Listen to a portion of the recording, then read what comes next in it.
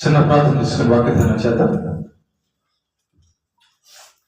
పరలోకమందున మా కన్న తండ్రి, నీ నామమునకు స్తుతి మహిమ ఘనత ప్రభావములు తెలియజేస్తూ ఉన్నాం. మరొక దినాన్ని మాకు అనుగ్రహించినందుకు స్తోత్రాలు. నీ కృపను బట్టి, నీ దయాన్ని బట్టి నడిపిస్తున్న దేవా నేను స్తుతిస్తున్నాను. నీ పక్షాన నీవు నిలబెట్టుకున్న దాసునైనా నేను అల్పజ్ఞుడను, పాపిని నిష్ప్రయోజకుడను. కేవలం నీ ప్రేమను కృప చేత నీవు నిలబెట్టావు. మా అందరితో మాట్లాడండి. అభ్యంతరపరచొచ్చే సాతాను దురాత్మ చక్రశక్తులను దూరపరచండి. నీ కొరకు ఉన్నతంగా నేర్చుకున్నట్లుగా వినగల చెవులు, గ్రహించగల మనస్సును దయచేయమని ప్రభువైన యేసుక్రీస్తు పేరిట ఈ ప్రార్థనకు సమర్పిస్తున్నాము తండ్రి, ఆమేన్. ప్రేమ దేవుని పిల్లరా, ఈరోజు ఒక విషయాన్ని మనం నేర్చుకున్నాం. యేసు ప్రభు ఈ భూమి మీదకు వచ్చినప్పుడు ఎవరు చేయలేనటువంటి గొప్ప కార్యములు, ఆశ్చర్యమైన అద్భుతమైన పనులు ఆయన చేస్తూ ఊరు తిరుగుతూ ఉండేవాడు. ఎవరు చేయలేని పనులు అంటే ఏంటంటే, పుట్టు గుడ్డివానికి మళ్ళా కళ్ళు రావడం అంటే చాలా అసాధ్యం. పుట్టు కుంటివానికి మళ్ళా కాళ్ళు రావడం అంటే చాలా అసాధ్యం. చనిపోయిన వారు తిరిగి బ్రతకడం అంటే చాలా అసాధ్యం. డాక్టర్లు బాగు చేయలేని రోగాన్ని నయం చేయడం అంటే చాలా అసాధ్యం. దయ్యమును కనిపెట్టి ఆ మనిషిలో ఉన్న దయ్యమును వెళ్ళగొట్టడం అంటే చాలా అసాధ్యం. ఇలా యేసు ప్రభు భూమి మీదకు వచ్చినప్పుడు ఆయన సుమారు 3.5 సంవత్సరాలు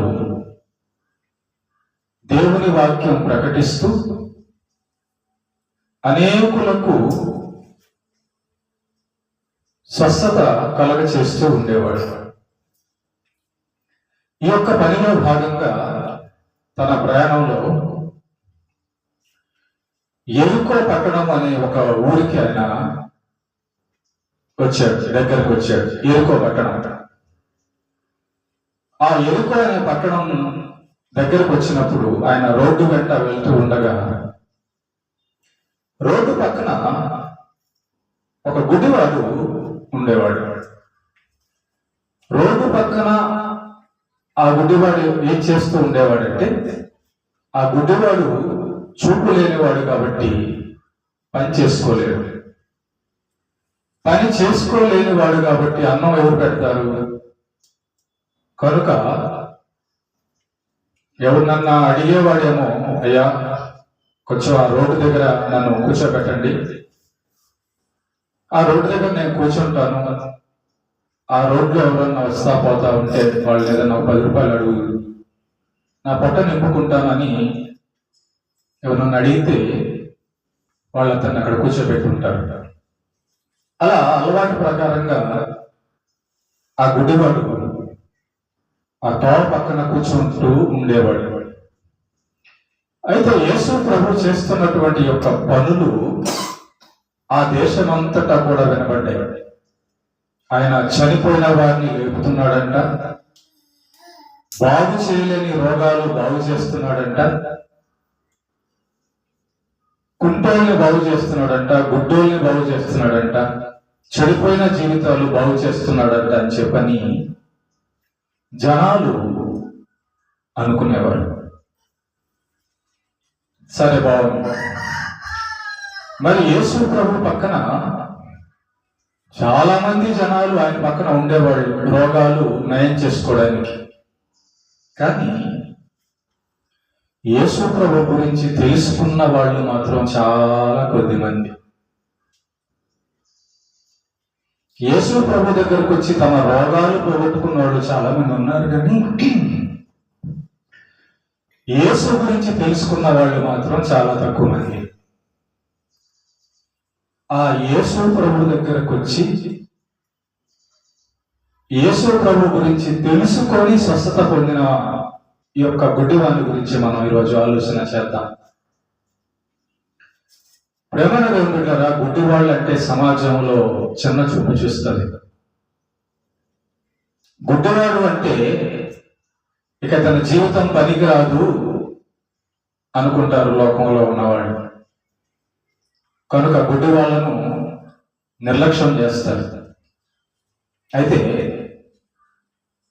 లోకం ఇతన్ని నిర్లక్ష్యం చేసేది కాబట్టి, ఇతను పట్టుకుటి కోసం ఇతను సంపాదించుకోవాలి కాబట్టి రోడ్డు పక్కన వెళ్ళి కూర్చునేవాడు. అలా కూర్చున్నప్పుడు యేసు ప్రభు దగ్గర స్వస్థత పొందిన జనములలో ఎవరో అతని దగ్గర లేకపోతే ఆ ఊరికి వచ్చి యేసు అనే గొప్ప దేవుడు ఇదిగో ఇలాంటి కార్యాలు చేస్తున్నాడని చెప్పడం ఇతని చెవుల్లో విన్నాడు.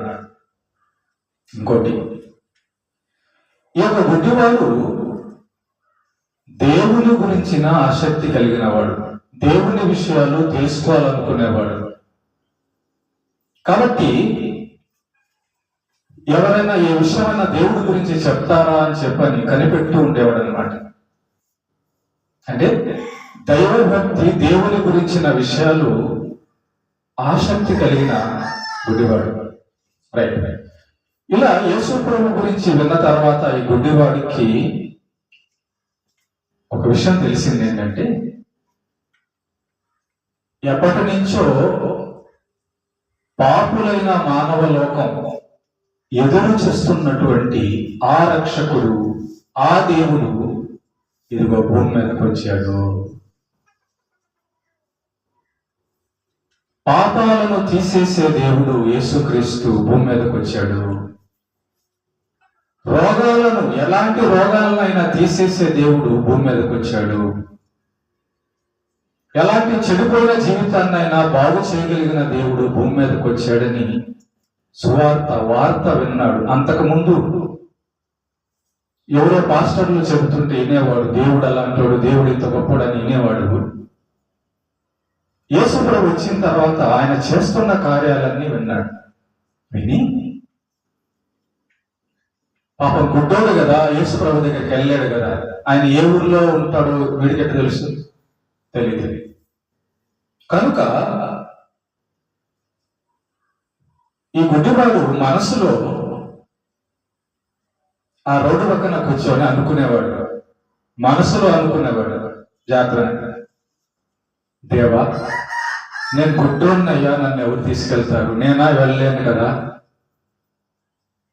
నా దగ్గరికి రావా అని మనసులో అనుకునేవాడు. నా దగ్గరికి రావా అని చెప్పి మనసులో అనుకునేవాడు. నేను ఇక్కడ దారిలో కూర్చో ఉన్నాను కదా, నా దగ్గరికి నువ్వు రావా అని మనసులో ప్రార్థన చేసుకునేవాడు. ఆ విషయము అలా చాలా రోజు జరుగుతూ ఉండేది. ఆయన ఈ దారిలో వస్తే బాగుండు, దేవా నేను కూర్చున్న ఈ దారి దగ్గరికి రావా, నా దగ్గరికి రావా, నేను రాలేనయ్యా నీ దగ్గరికి, ఎవరు తీసుకెళ్తారు నన్ను అని మనసులో అనుకునేవాడు. అలా కూర్చొని ప్రతిదినము ప్రార్థన చేస్తూ ఉండేవాడు, దేవుడిని అడిగేవాడు. ఒకరోజు మామూలులాగానే వెళ్ళాడు, రోడ్డు పక్కన కూర్చున్నాడు. రోడ్డు పక్కన కూర్చోగా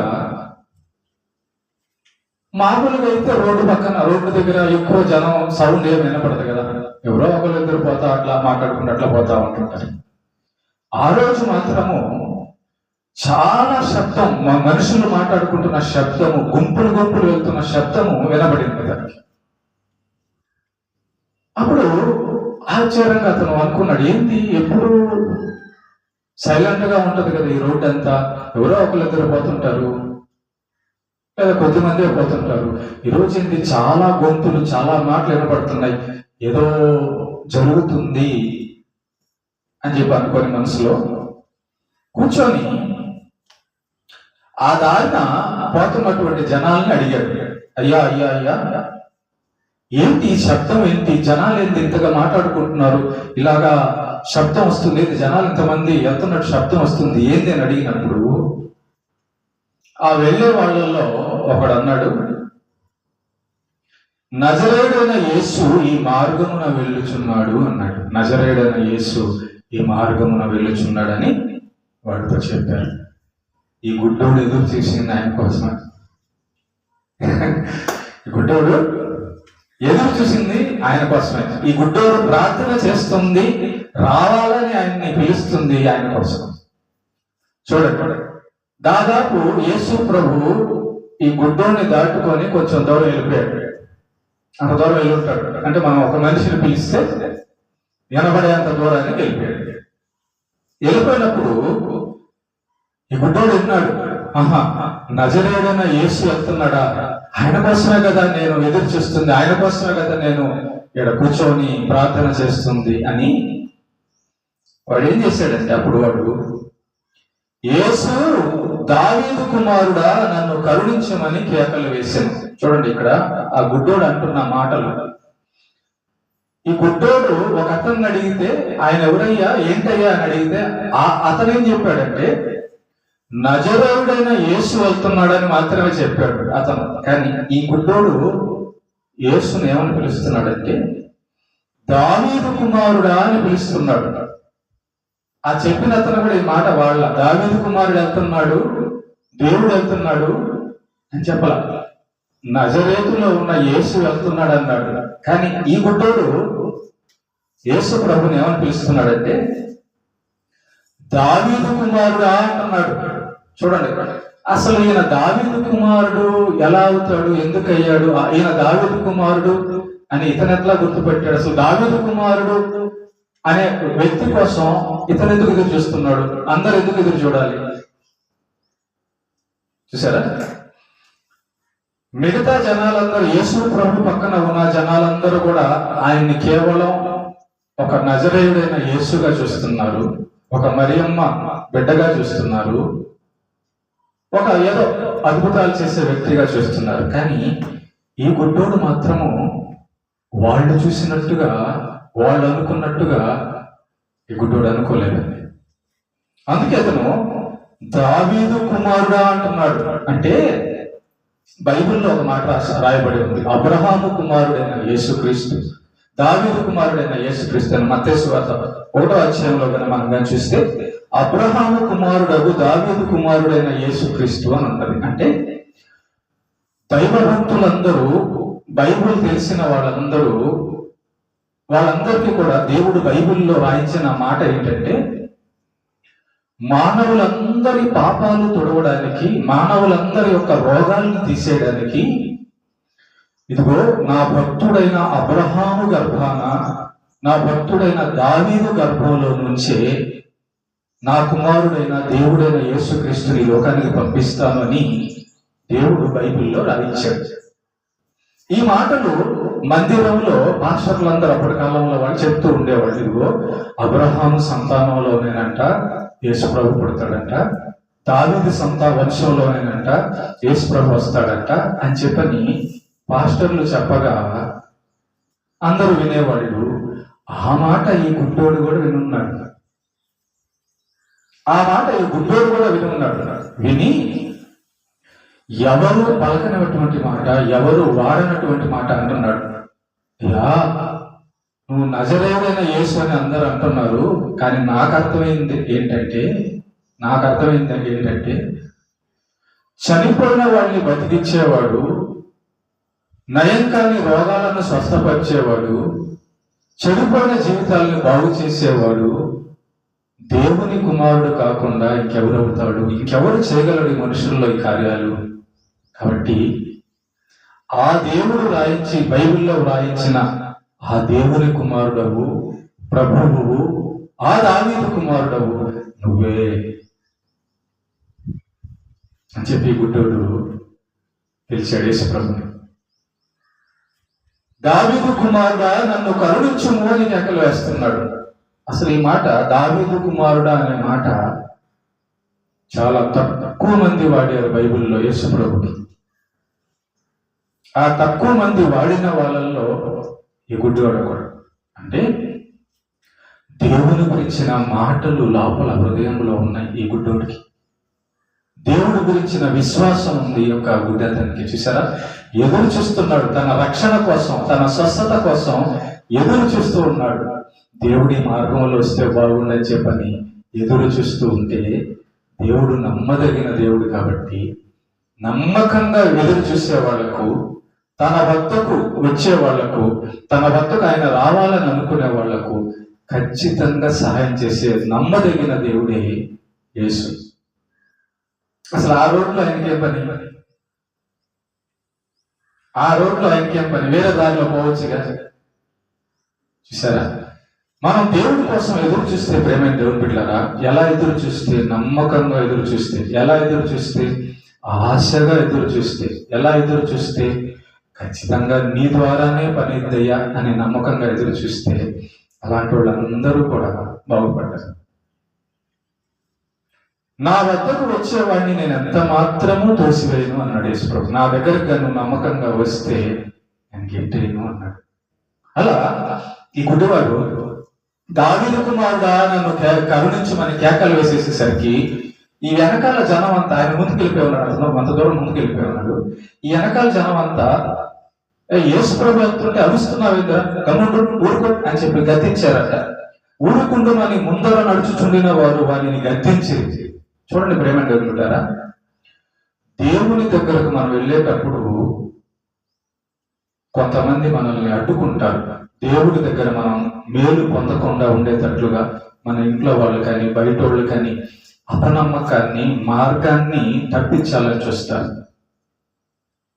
గుడ్డోడు ఏదో పాపం ఆయన అడుక్కుంటున్నాడు, వీళ్ళకేం బాధ వచ్చింది, ఊరిక కాముకుండా అంటున్నారు. వాడికేదో గుడ్డోడు నాకు చూపిస్తాడేమో అని చెప్పి అడుగుతున్నాడు. అయ్యా ఏసయ్యా అంటున్నాడు. వీళ్ళేమనాలా, ఇదిగో ఏసే పోతున్నాడు రా, తీసుకెళ్తావా అనాల్సిన ఈ జనాలు, ఈ పెద్ద మనుషులు, ఊరిక గమ్ముడు అరవాగా నువ్వు అరుస్తుంటే మాకు చెవుల్లో ఇదిగా ఉంది అంటున్నారు. కేవలం వీడు అరిస్తేనే వాళ్ళకి చెవుల్లో బాధ అయితే, పుట్టుగుడ్డోడు పాపం ఎన్ని సంవత్సరాల నుంచి గుడ్డోడుగా ఉండి ఏ గుంటలో పడ్డాడు, ఎన్ని దెబ్బలు తిన్నాడు, ఎక్కడ తింటున్నాడు, ఎక్కడ తినడం లేదు, మరి వాడి కష్టం అంతా కూడా ఎవరు చూడాలా? అది వాళ్ళకి అర్థం కావాలి కదా. వాళ్ళు అంటున్నారు ఊరుకో అని గద్దిస్తున్నారు. కానీ గుర్తుపెట్టుకోండి, వాడు మరి ఎక్కువగా దావీదు కుమారుడా నన్ను కరుణించమని కేకలు వేశాడు. ఇక్కడ మనం నేర్చుకోవాల్సిన విషయం ఏంటంటే, మనం దేవుని వద్దకు వచ్చేటప్పుడు, దేవుని వద్దకు అడుగులు వేసేటప్పుడు ఖచ్చితంగా మనకు అడ్డులు తగులుతాయి. ఈ లోకంలో సాతాను ఉన్నాడు. వాడు దేవుడి దగ్గరికి రానియుడు, వాడు దేవుడిని నమ్మనీయుడు. దేవుడి దగ్గరికి వచ్చేస్తే ఏమవుతుంది? ఆ మనిషి బాగుపడతాడు. నిజమైన దేవుడిని తెలుసుకుంటే ఆ మనిషి జీవితం పరలోకానికి ప్రయాణం మొదలు పెడతాడు. సత్యం తెలిసిపోతుంది. ఈయనే దేవుడు, ఈయనే నా తండ్రి, ఈయనే ఈ రక్షకుడు, ఈయనే నా సృష్టికర్త అనే విషయం ఒక మనిషికి తెలిసిందనుకో, సాతానికి ఇంకా వాడు దొరకడు. సాతాన్ యొక్క ఆశ ఏంటంటే వాడినే పూజించాలి, వాడినే ఘనపరచాలి, వాడినే మహిమపరచాలి, దేవుడి దగ్గరికి ఎవరు వెళ్ళకూడదు అనేది సాతాన్ యొక్క కుట్ర. కాబట్టి ఈ మనుషులు ఏం చేశారంటే, గద్దించినప్పుడు ఈ గుడ్డోడు చేసిన పని ఏంటంటే, చూడండి, ముందేమో దేవుడి గురించి తెలుసుకున్నాడు, తర్వాత ఏమో దేవుడి గురించి కనిపెడుతూ ఉన్నాడు. అయ్యా అయ్యా రాయి అని చెప్పి పిలుస్తూ ఉన్నాడు. ఈ దారిలో నేనున్న దోవక రాయి అని, నేను లేనే అని పిలుస్తున్నాడు. తర్వాత అడ్డుకున్నారు వాడు, ఎవరబాక, ఆయన్ని పిలవబాక, ఆయన దగ్గరికి వెళ్ళబాక అని అడ్డుకున్నప్పుడు వాడు వాళ్ళ మాట వినాలి. వాళ్ళ మాట వినకుండా మరి ఎక్కువగా దావీదు కుమారుడా నన్ను కరుణించమని కేకలు వేసాను. చూసారా, మనం దేవుడి దగ్గరికి వెళ్ళేటప్పుడు మేలు పొందుతాం. ఆ మేలుని మనం పొందనీయకుండా చాలా మంది అడ్డుకుంటారు, ఇళ్లలో కానీ బయట కానీ. కాబట్టి దేవునికి మనకు మధ్య ఇంకొక మనిషి కానీ ఇంకొక విషయం కానీ అడ్డు రాకూడదు. అడ్డు వస్తే దేవుడు మనకు అందడు. దారిలో అడ్డు కట్టెలు కానీ ముళ్ళులు కానీ వేసేసారనుకో, బండి పోదు ముందుకి, అంతే కదా. దారిలో అడ్డు ఎందుకు వేస్తారు, ముళ్ళకి ఎందుకు వేస్తారు, వెళ్ళకూడదు కదా. కాబట్టి దేవుడి దగ్గరికి మనం వెళ్ళేటప్పుడు, ప్రేమ దేవుని బిడ్డలారా, దేవుడి దగ్గర మేలు పొందేటప్పుడు కొన్ని ఆటంకాలు వస్తాయి. వాటినన్నిటిని దాటుకుంటేనే దేవుడి నుంచి మనకు మేలు పొందుతాం. దేవుడు కూడా ఇక్కడ ఒక పరీక్ష పెడతాడు కదా. అసలు చూడండి, ఆయనకి తెలుసు ఆయన కోసం వచ్చాడు. అది ఒక గుడ్డోడు అక్కడ ఉన్నాడు, నా కోసం ఎదురు చూస్తున్నాడు అని, అది ఒక రోడ్డు పక్కన కూర్చున్నాడు అని చెప్పి తెలుసు. వాడి కోసమే ఈయన ఈ రూట్లో వచ్చింది కూడా. కానీ ఆ వచ్చినప్పుడు అక్కడ ఆగొచ్చు కదా. నేను గుడ్డోడా, నా కోసం చూస్తున్నావు కదా, నీ కళ్ళు రావాలని, స్వస్థపడాలని, నా గురించి ఎదురు చూస్తున్నావు కదా, ఇదిగో నేను వచ్చి బాగు చేస్తున్నా అనొచ్చుగా డైరెక్ట్ గా. అట్లా అందులో యేసు ప్రభు చూడండి కొంచెం దాటి వెళ్ళిపోయాడంట. ఎందుకు దాటి వెళ్ళిపోయాడు? గుర్తుపెట్టుకొని ప్రేమ, మన జీవితంలో మనం అనుకుంటాం దేవుణ్ణి మనం అడగకుండా దేవుడు తనంతట తాను స్వయంగా మనకు ఎన్నో కార్యాలు చేశాడు. కానీ కొన్ని పనులు మనం అడిగిన తర్వాత ఆయన చేస్తేనే మంచిది. అప్పుడు దాని విలువ తెలుస్తుంది. మీకు ఒక చిన్న ఉదాహరణ చెప్తా, అర్థం కావడానికి చిన్న ఉదాహరణ చెప్తా. బాగా బిర్యానీ తినేసావు, ఫుల్గా గొంతుకు దాకా తినేసావు. ఏమా తినేసిన తర్వాత పక్కింటి ఆమె, అమ్మ ఈరోజు మా ఇంట్లో పచ్చడి కూరను, పచ్చడి కొంచెం మిగిలిపోయింది, అన్నం కొంచెం మిగిలిపోయింది, గిన్నెలో ఉంది అని చెప్పి పక్కన ఆమె తీసుకొచ్చి నీకు పెట్టింది. ఏం చేస్తావు? కడుపు నిండా తినున్నాను, ఇంకా తినాలని తింటావా? అమ్మ నేను కడుపు నిండా తినేసాను, సర్లే కడబెట్టు, లేదంటే రేపన్న తింటా, దేవుడికన్నా ఇస్తాలే అంటావా? అంతే కదా. కడుపు నిండా బిర్యానీ తినేస్తున్నావు అనుకో, ఈ తర్వాత తినగలవా? తినలేవు. అలాగే ఏమవుతుంది అంటే చూడండి, నీకు బాగా కడుపు నిండినప్పుడు పచ్చడి మెతుకులు కూడా ఆ పక్కన పెడదాంలే, తర్వాత చూద్దాంలే అనిపిస్తుంది.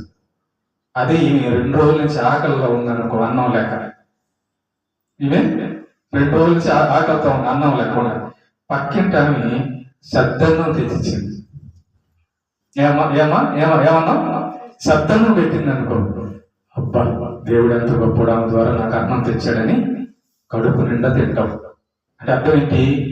మనకు కడుపు నిండినప్పుడు పచ్చడి కూడా విలువలేనిదిగా కనపడుతుంది. మనం ఆకలిగా ఉన్నప్పుడు పచ్చడి అన్నం కూడా చాలా గొప్పగా కనపడుతుంది.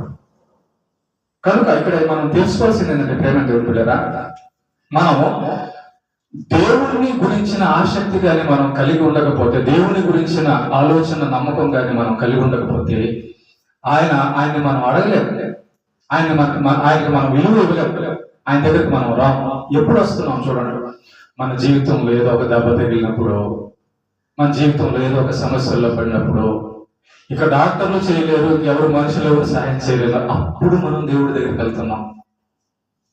అదే ముందు రావచ్చు కదా. అంటే ముందు మనకు కనబడలేదమ్మా, అంటే ముందు మనకు కనబడలేదా, అంటే ముందు మనకు వినపడలేదా? వినపడుతుంది, కనపడుతుంది, ఇదిగో చర్చి అదోలోనే పోతున్నాం. కానీ ఆ రోజు మనకు అవసరం కదా, నాకు దేవుడితో నాకు పనే ఉందిలే అనుకున్నాం. కానీ ఈరోజు ఏ మనిషి చేయలేని పరిస్థితి వస్తే, ఏ మనిషి ఆదుకోలేని పరిస్థితి వస్తే మనకు దేవుడే దిక్కని వస్తున్నాం కదా. కాబట్టి అందుకే దేవుడు ఏం చేస్తాడంటే ఈ యొక్క గుడ్డోడిని ముందుకెళ్ళిపోతాడు. ఆయన గుడ్డోడి దగ్గర రాకుండా ముందుకెళ్ళిపోతాడు. ముందుకెళ్ళిపోయిన తర్వాత అప్పుడు వీడు విని అయ్యా అయ్యా అని పిలుస్తున్నాడు, దావీదు కుమారుడా అని పిలుస్తున్నాడు. అప్పుడు ఆయన అల్లంత దూరాన ఆగుతాడు. ఆగి యేసు ప్రభు ఏమంటున్నాడంటే, అంతటా యేసు నిలిచి వారిని తన యొద్దకు తీసుకుని రమ్మని ఆయన అక్కడ నిల్చొని ఈ గుడ్డోడు కేకలేస్తా ఉంటే ఆ పక్కన వాళ్ళకి చెప్పి, ఆ గుడ్డోడు ఎవరు తన కేకలేస్తున్నాడు, నా దగ్గర తీసుకురండి అని చెప్పి పంపిస్తాడు. వీళ్ళు ఆ గుడ్డోడిని ఆయన దగ్గర తీసుకెళ్తారు. తీసుకెళ్తేప్పుడు యేసు ప్రభు ఏమడుగుతున్నాడు చూద్దాం. వాడు దగ్గరకు వచ్చినప్పుడు ఆయన, నేను నీకేమి చేయకూరుచున్నావని అడుగగా వాడు, ప్రభువా చూపు పొందకూరుచున్నాను అని. చూడండి, గుడ్డోడు వచ్చాడు, ఏసే దగ్గరికి వచ్చాడు. వచ్చినప్పుడు ఏసే అడుగుతున్నాడు, ఏమయ్యా ఏం కావాలి నీకంటే, ముందుగా అతను వాడుతున్న మాట చూడండి, ప్రభువా అంటున్నాడు. ప్రభువా, దేవా, నా దేవా అంటున్నాడు. చూసా ఎలా వాడుతున్నాడు. మనం ఏదైనా కొన్ని విషయాలు పనులు కావాలంటే దేవుడిని ప్రసన్నం చేసుకోవాలి, అది అడగడం రావాలి మనకి ముందు. మనం వెళ్ళి అడగ డబ్బులు అంటే ఎవరు అయ్యా డబ్బులు అయ్యా అట్లా అంటే ఇస్తారు, అంతే కదా. కసురుకున్నట్టుగా అడిగితే ఎవరైనా ఇస్తారా? మీరు బతుకులు ఆడుకోవాలన్నమాట.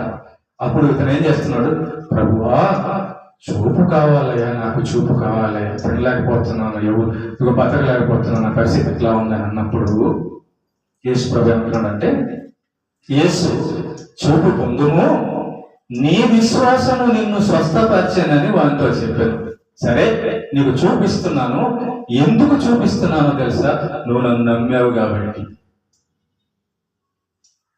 నువ్వు నా గురించి విన్నావు కాబట్టి, నా గురించి తెలుసుకున్నావు కాబట్టి, నేను దావీదు కుమారుడను, దేవుడను, ప్రభువులను, పాపుల రక్షకుడను, జీవితాలను మార్చేవాడను, చనిపోయిన వాళ్ళని బ్రతికించేవాడను, ఎలాంటి రోగాన్నైనా స్వస్థపరిచేవాడను, ఎలాంటి చెడిపోయిన జీవితాన్నైనా బాగు చేసేవాడనని నువ్వు నమ్మావు కాబట్టి. మరి పక్కన యేసుప్రభు పక్కన చాలా మంది ఉన్నారే, వాళ్ళు నమ్మల, వాళ్ళకి అర్థం కాల. కాబట్టి ప్రేమ దేవుడు విశ్వాసులకే దేవుడు అర్థమవుతాడు, విశ్వాసులకే ఆ రుచి తెలుస్తుంది, అనుభవించిన వాళ్ళకే ఆ నిజం తెలుస్తుంది. ఏమా అప్పుడు యేసుప్రభు ఏమంటున్నాడంటే, నీ విశ్వాసము నిన్ను స్వస్థపరిచెను, నీకు గాని నమ్మకం ఉంటే నా మీద నీకు నయం అవుతుంది అంటున్నాడు. చూసారా, డబ్బుకు కాని పని, డాక్టర్ల వలన కాని పని, మనిషి జ్ఞానం వలన కాని పని, మనిషి బలం వలన కాని పని, దేవుని మీద నమ్మకం పెడితే పని అవుతుందంట. నమ్మకానికి, విశ్వాసానికి అంత గొప్ప శక్తి ఉంది. ఎందుకంటే నమ్మకం అనేది డబ్బులు పెట్టి కొనుక్కునే పని అయితే పేదవాళ్ళు ఏం కొనగలరు? కొనలేరు. అప్పుడు దేవుడు చూడ ఎంత గొప్పోడు, ఎంత మంచోడో. నువ్వు నమ్మకాన్ని పెడితేనట ఆయన నిన్ను బాగు చేస్తాడంట. ఆ మాట అంటున్నాడు, నీ విశ్వాసము నిన్ను స్వస్థపరిచెను. ఎంతవరకు బాగుంది. చాలా మంది దేవుడి దగ్గరికి వస్తారు, దేవుడి దగ్గర మేలు పొందుతారు, ఇక నాకు బాగా అయిపోయిందని చెప్పి ఇక మళ్ళా దేవుడి దగ్గరికి రాకముందు ఎలాగా తిరిగేవాళ్ళు దేవుడి దగ్గరికి రాకుండా అట్లా వెళ్ళిపోతారు. దెబ్బ తగిలినప్పుడేమో హాస్పిటల్, దెబ్బ తగిలినప్పుడేమో దేవుడు, దెబ్బ తగిలినప్పుడేమో ఉంటాం. కానీ ప్రేమ దేవుడు పిల్లరా, అమ్మో నాకు దెబ్బ తగిలితే ఈయన కదా బాగు చేసింది, మళ్ళా దెబ్బ తగలకుండా ఉండాలంటే ఈయన దగ్గర ఉంటే బాగుంటది కదా అనుకోరు చాలా మంది. అది అనుకోవాలి.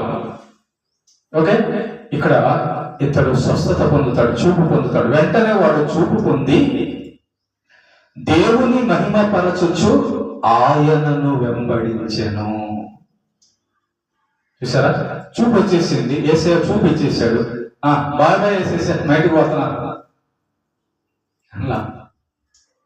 చూపు పొందిన తర్వాత దేవుణ్ణంట మహిమపరిచాడట. అయ్యా నా చెడిపోయిన నా బ్రతుకును, గుడ్డిగా ఉన్న నా బ్రతుకును, ఎవరు పనికిరాని జీవితంగా వదిలేసిన నా జీవితాన్ని బాగు చేసేవయ్యా అని చెప్పని ఈ గుడ్డోడు యేసు ప్రభు వెనకాలే వెళ్ళాడంట. మళ్ళా ఆయనను వెంబడించెను అని ఉంది. ప్రేమల దేవుని బిడ్డలారా, దేవుని దగ్గరికి రావడం ఒక పని అయితే, దేవునితోనే జీవితాంతం వెంబడించడం ఆయన అనేది రెండో పని. దేవుని గురించి వినడం మనం చేయాలి, తెలుసుకోవాలి. యేసు గురించి తెలుసుకోవాలి. తెలుసుకున్న తర్వాత ఆయన్ని ఇంకా విడిచిపెట్టకూడదు.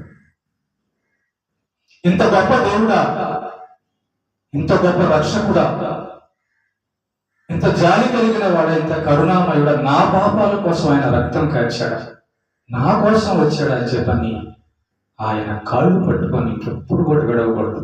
చూడండి, పెళ్ళైనాక భర్త ఒక రూట్లో, భార్య ఒక రూట్లో అయిపోతారా? పెళ్ళైనాక చనిపోయే వరకు కూడా భార్య భర్తలు ఇద్దరు కలిసి ఉంటారు.